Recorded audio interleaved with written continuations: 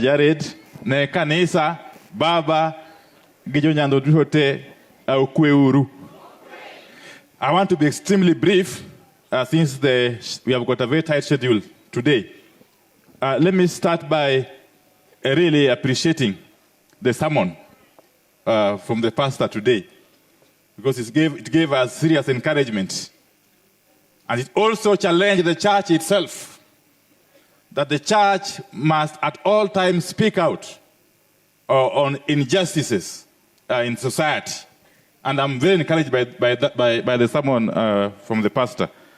Secondly, and tied to that, yesterday the religious community issued a statement that was signed by Most Reverend Martin Kivuva, the leader of the Catholic fraternity, the Reverend Canon Chris Kinyanjui, the General Secretary of NCCK, and Alhaj Hassan Olenado, the chairman of SUPKEM. And I suppose SDA is part of the NCCK.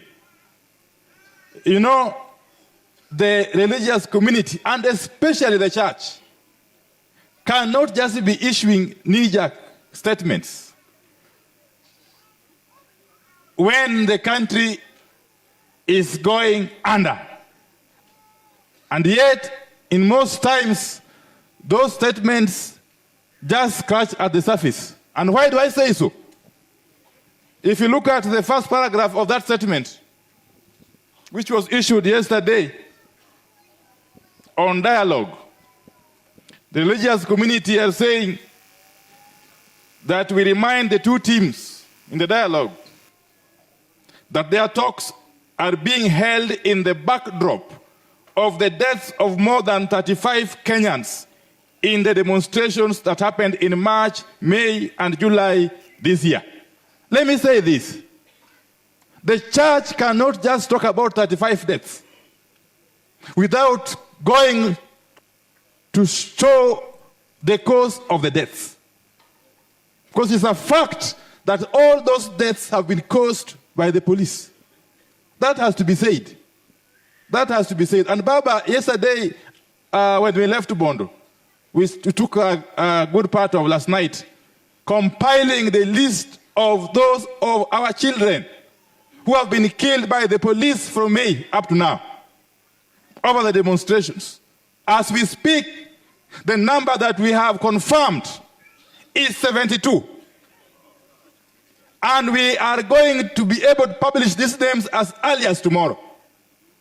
72 deaths and still counting of Kenyans who have lost their lives from police bullets or truncheons, as was the case of the two boys in Nyalenda, whom we are burying today in Luanda. So we don't want these knee-jerk reactions. We want to plead with the church that please speak out. Speak out, even if a good part of you has already gone to bed with the regime in power. We want the church to remain steadfast, if only to be seen to be on the side of the people. Finally, and my colleagues have spoken about it, how can the IG of police, Mr. Koome, come out in the open and claim that we are collecting bodies and paying? We are paying mortuaries. We are renting bodies and displaying for the cameras. And yet in this statement of the religious community, nothing of the sort is being mentioned.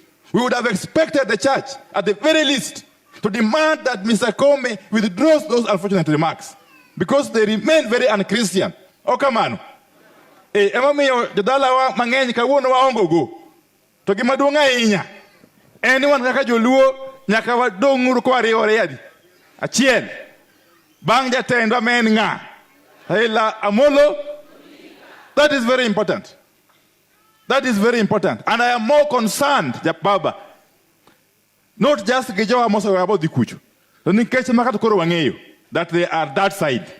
Jawa kata majo luo Mosa wewa abo join joka wangeyo kamagintie. Gima chanda wa en jama podu wanago. To keep on sending mixed signals. We better face the enemy that we know rather than Germany, but continue to send mixed signals. Man, we must speak out very, very strongly. Thank you very much.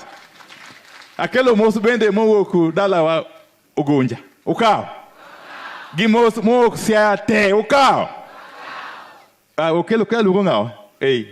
Kono ye nauru munda luong deputy governor makisumu. Daktari Matthews Owili. Ma en old nyakach. Erokamana. God bless.